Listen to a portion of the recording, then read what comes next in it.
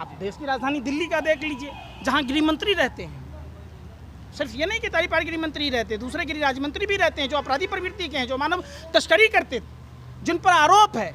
ऐसे ऐसे लोग जब कानून में बैठेंगे तब फिर कानून का तो मजाक ही बढ़ेगा ना। ये हिंदू का नाम क्या है मालूम है आप? त्याग। मुसलमान का नाम क्या है? ईमान। सिखों का नाम क्या है? बलिदान। जैनों का नाम क्या है? अहिंसा। बौद्धों का नाम है शांति। तब जाके बना ये हमारा भारत महान। विश्व में एक अद्भुत देश है।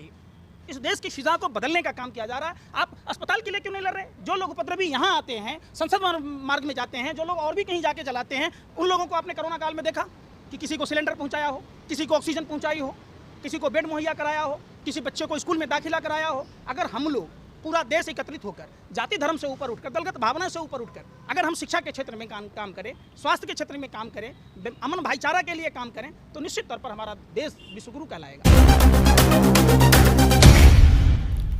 देश की सच्चाई सच छुपने नहीं देंगे। पंकज जी, आप यहाँ आए हैं, ये वो दरगाह है आज़ादपुर फ्लाईओवर का, जिसके विषय में पूरी दिल्ली, पूरे देश में एक मैसेज दिया गया था कि ये अनऑथराइज्ड जो है वो कब्जा कर लिया गया, खाने पकाने का अड्डा बना दिया गया, इसको तोड़ा जाए, इत्यादि इत्यादि जो वीडियोस वायरल हो रहे हैं। आज आप वहीं खड़े हैं, क्या कहेंगे आप उन तमाम वीडियोस के ऊपर? देखिए, जालियांवाला बाग के बाद जब अब्दुल गफूर जी से पूछा गया, मुसलमानों की विश्वसनीयता पर सवाल उठाया गया, तो उन्होंने कहा कि आप देखें जनाब, सीने पर गोली नहीं मिलेगी। आप समझिए, सीने पर गोली मिलेगी, पीठ पर गोली नहीं मिलेगी। जब जितने मृतक वहाँ थे हमारे मुस्लिम समुदाय के लोग, मुस्लिम भाई, सबके सीने पर गोली थी। कौन लोग हैं जो देश को जानबूझकर गर्त में ढकेलने का काम कर रहे हैं?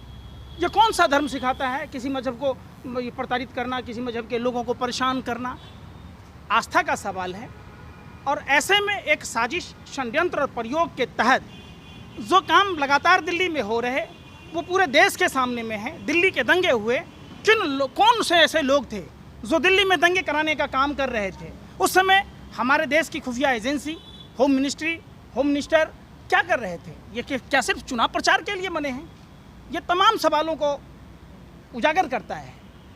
आपने देखा होगा अभी लोकतंत्र के मंदिर के बाहर जिस तरीके के देश विरोधी नारे लगे, किसी खास समुदाय के बारे में इस तरीके के आपत्तिजनक नारे लगाए गए, तो पूरे देश को सोचने पर मजबूर कर दिया। और इसी मजबूरी में मैं भी गए थे, काउंटर में गिरफ्तारी भी आपकी हुई थी। तो हमारी गिरफ्तारी तो होती रहती है। सरकार ऐसी निकम्मी निठल्ली है कि वो सरकार जब भी सवाल पूछो तो उसको देशद्रोही करार देती है। आपको क्या लगता, कौन है इसके पीछे? क्यों ऐसा, क्या मकसद, क्या? देखिए, जब देश आज़ादी की लड़ाई लड़ रहा था, ये वही लोग हैं जो गोरे अंग्रेजों की दलाली और मुखबरी कर रहा था। अंग्रेज ये कोशिश कर रहा था कि भारत में जाति और धर्म के नाम पर लड़ाकर हम देश को गुलाम बना कर रखें। लेकिन हमारे बाप दादा, हमारे जो पूर्वज थे, वो जाति धर्म की बात नहीं की। उन्होंने देश को आज़ाद कराया, एक होकर आज़ाद कराया। आपने देखा होगा किसने भारत के 2 टुकड़े कराए? कौन लोग थे? आज वही लोग सत्ता में बैठे हैं और उनके संरक्षण में हो रहा है। तो आप पूछ रहे हैं कि कौन लोग हैं? ये सवाल पूछा जाता है। सवाल पूछा जाता है कि जब दिल्ली में कानून व्यवस्था नाम की चीज़ कैसे नहीं है, क्यों किसी एक धर्म विशेष को टारगेट किया जा रहा है? जब उनके वीडियो वायरल हुए, जो लोग आरोपी लोग हैं उनको क्यों नहीं पकड़ा जाता? उन पर सजा क्यों नहीं मुकर्रर की जाती है ताकि वो फिर दोबारा ये कांड ना करे? कानपुर की घटना देख लीजिए, आप देश की राजधानी दिल्ली का देख लीजिए, जहाँ गृह मंत्री रहते हैं। सिर्फ ये नहीं कि तारीपार गृह मंत्री रहते, दूसरे गृह राज्य मंत्री भी रहते हैं जो अपराधी प्रवृत्ति के हैं, जो मानव तस्करी करते, जिन पर आरोप है। ऐसे ऐसे लोग जब कानून में बैठेंगे तब फिर कानून का तो मजाक ही बढ़ेगा ना।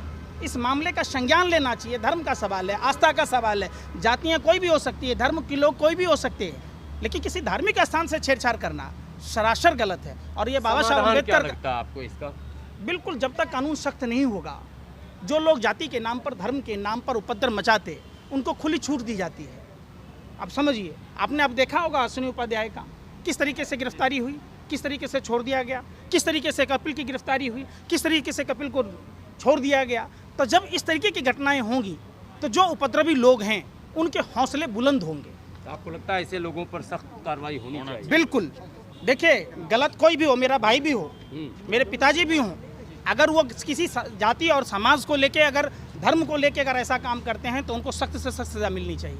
ये देश सबका है, ये हिंदू का नाम क्या है मालूम है आप? त्याग। मुसलमान का नाम क्या है? ईमान। सिखों का नाम क्या है? बलिदान। जैनों का नाम क्या है? अहिंसा। बौद्धों का नाम है शांति। तब जाके बना ये हमारा भारत महान। विश्व में एक अद्भुत देश है ये।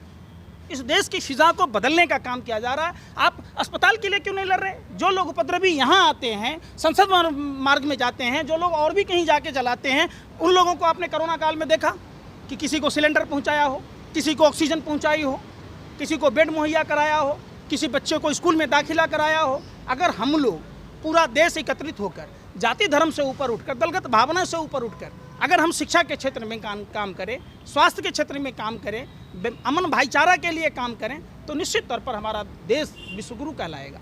लेकिन यही लोग हैं जो भारत को कमज़ोर कर रहे हैं, तोड़ने की कोशिश कर रहे हैं। तो इन लोगों पर कार्रवाई नहीं होनी चाहिए, सख्त से सख्त कार्रवाई होनी चाहिए। जिस तरह से एसएचओ ने कार्रवाई की सामने स्पॉट में खदेड़ा, क्या कहेंगे? देखिए, जिस तरीके से आप कहते हैं हिंदू खतरे में, तो वो भी तो ब्राह्मण है। अब उनके पीछे के क्या कार्यकाल हैं नहीं है उसे मालूम नहीं, लेकिन जिस तरीके से उन्होंने जो काम किया वो वाकई सराहनीय था। सांप्रदायिक हिंसा होने से रोका। आप सिकंदर जी को कब से जानते हैं? मैं सिकंदर को मैं उसको सन 94 से जानता हूँ। जब वो बिल्कुल बच्चा था, मेरे बड़े भाई साहब के यहाँ काम करता था, फिर वो छोड़ के चला गया, फिर मैंने अपनी फैक्ट्री लगाई। मतलब 10-11 साल से तो मेरे साथ है और सन 94 से मैं उसको जानता हूँ। तो वो मेहनती हैं या जो आरोप कुछ लोग लगाए थे कि कमाने खाने का अड्डा बना दिया? जिसको उसकी मेहनत पे शक है वो यहाँ के देख ले, वो कितना मेहनती है। वो मेरे साथ सवेरे 8 बजे आता है और रात को मेरे साथ 8 बजे जाता है। अच्छा, उनकी ईमानदारी को लेकर क्या कहेंगे? पूरी फैक्ट्री छोड़ रखी है उसकी ईमानदारी पे भैया।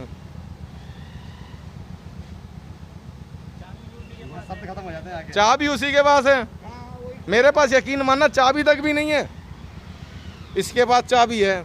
और इससे बड़ी ईमानदारी क्या चाहिए?